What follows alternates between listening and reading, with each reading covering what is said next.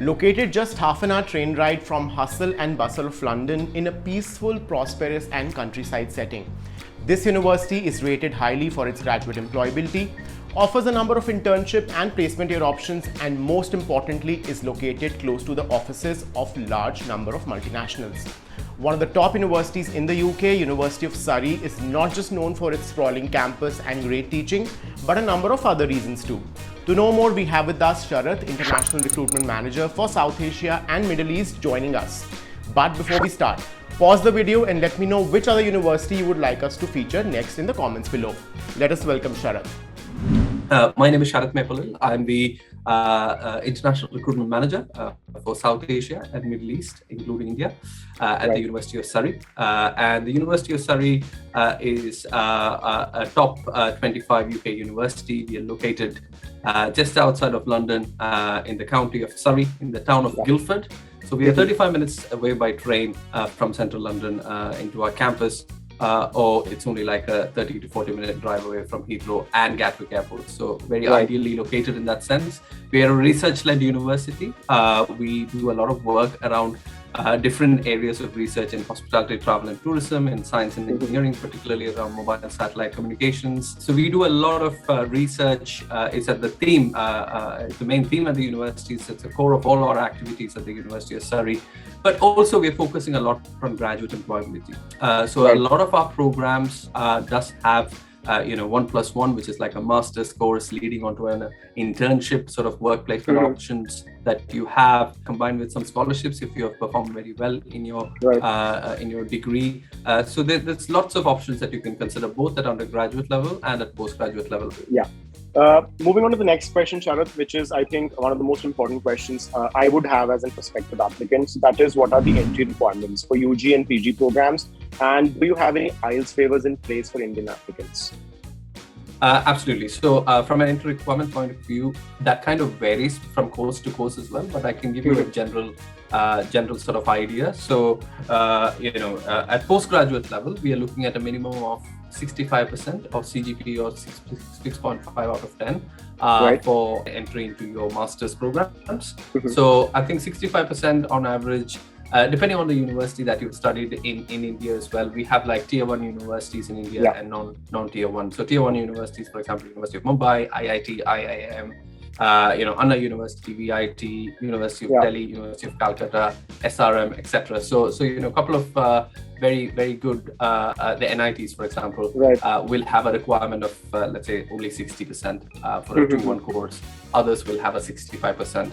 Or if it's a 2-2 course, then the requirement is 55% from a tier 1 university or 60% from all other universities. So on average, between 55 to 65. But if you want to be very sure about the entry, then you should be having a minimum of 65 or 6.5 CGPA at your undergraduate level. Right, so that is the postgraduate requirement. Undergraduate requirement is that, again, depends on course. Like, for example, if you're studying mechanical engineering, then you will need to have maths and physics at 80% and above in your 12 board exams. But generally, on average, we can say that 75 to 80% in your 12 board exam is what we're looking for. Again, your engineering courses may have a higher requirement of 80 plus, but if you're looking at business management, if you're looking at accounting, finance, general courses, then the requirement is around 75% on average. There may be courses that even have a lower requirement, like 70% for certain courses, or there may be courses with higher requirement, which is maybe even 85%, but that depends on the course, and all this information is available on our website. Now, with IELTS waivers, of course, we do IELTS waivers at the University of Surrey. We do give that. IELTS waivers are purely based on, so for both postgraduates and undergraduates, it's based on your 12th English scores. So if you have studied your 12th in CBSE or ISC boards, then we give you an IELTS waiver if you have 70% and above in your English exam in your standard 12th. Or if you've studied in one of the state boards, let's say, for example, Maharashtra State Board or Karnataka State Board, then we are looking at 80% and above in your 12 board exams. We do not Right. accept all state boards, but we Right. accept vast majority of our state boards for IELTS waivers.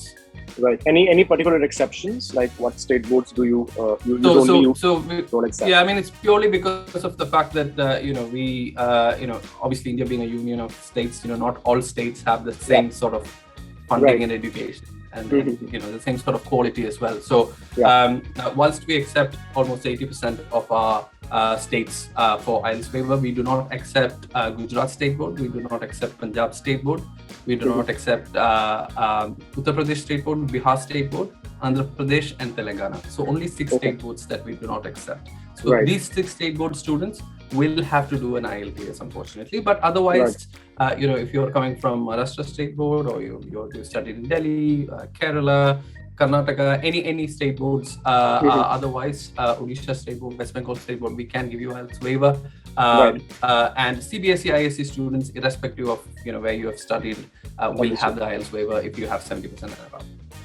And for those students who are not qualified for IELTS waivers, what kind of IELTS score do you expect for UG and PG Yes. both?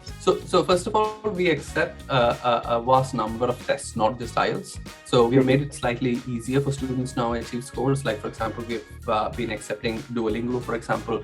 We accept Pearson tests. We accept TOEFL, and we of course accept IELTS as well. But IELTS is vast majority of students generally tend to take IELTS, and we recommend IELTS because it's something that is also recommended by the UKVI for visa purposes. So on average, most of our courses will have a requirement of 6.5 overall, with 6 in each subcomponent. Right.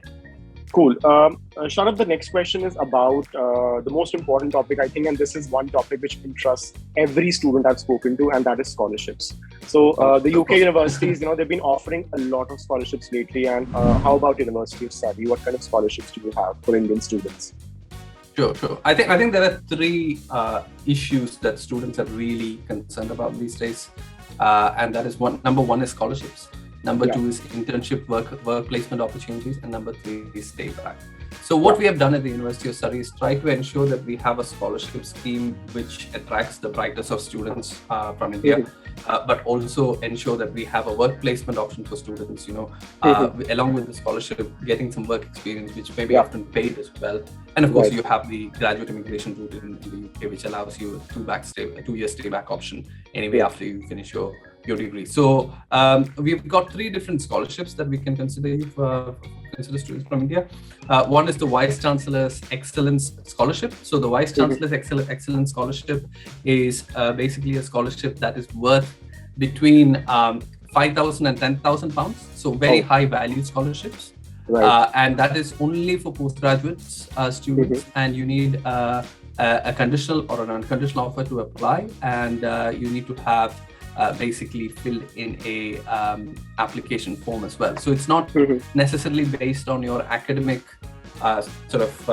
performance in your undergraduate level, but you will need to fill in an application form. Right. You'll need to fill in the application form. You need to have a conditional or unconditional offer, and we will select those individuals who will be getting the 5,000 to 10,000 pounds worth of scholarships. The other scholarship, which is most popular scholarship that we have, is the Surrey International Masters Scholarships. So the International Masters Scholarships are pretty much based on the fact that you've got an offer to study at the University of Surrey. So normally, if you get 65% in your undergraduate level, we will make you an offer. And once you have a conditional offer or even an unconditional offer, then we will offer you what is a £2,500 automatic discount. So it's an automatic discount. You do not have to do a separate application form for it because the value is slightly lesser. The other one is 5,000, 10,000. This one is £2,500. But still, £2,500 is almost equivalent to 2.5 lakhs Indian rupees. So that's a major discount that we are giving. And this is particularly for students from India. So this is a very attractive option for students from India. Then we also have something called the Surrey MBA scholarships, and the Surrey MBA scholarships are only for MBA applicants, and that is also worth up to 50%, but there's a separate interview for it, and the MBA program director will interview students and based on the interview, they will give you the scholarships as well. So Right. one, which is the Vice Chancellor's Excellence Scholarships, is based on application form. Number two, the Surrey Automatic. International Master Scholarships is an automatic scholarship provided you meet the conditions of the offer. And number three, Surrey MBA scholarships and the MBA scholarships are based on interviews. These are Right. all the postgraduate scholarships. Unfortunately, at undergraduate level, scholarships are rather limited. Scholarships are limited to certain courses, particularly around maths and physics. So maths and Okay. physics, we do have scholarships worth £2,500 at undergraduate level. But generally undergraduate scholarships are much limited, and the more you go into postgraduate, then you will have a lot more scholarships at postgraduate and PhD level. Right. Wait, it's not over yet. Part 2 of this conversation releases soon. Hit the subscribe button and click on the bell icon so that you don't miss out.